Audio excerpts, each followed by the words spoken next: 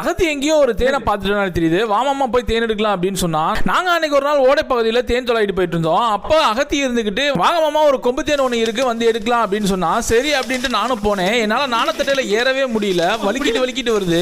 ஆனா அவங்க அசால்ட்டா ஏறுறாங்க. நான் ஒரு கையில கேமரா வேற பிடிச்சிட்டு இருந்தேன்னா, அதனால எனக்கு ஏறது கொஞ்சம் சிரமமாவே இருந்துச்சு. அகத்தி அவங்க சித்தப்பா இருந்துகிட்டு நான் வர்றதுக்குள்ள தேனை கலைச்சிட்டாப்ல.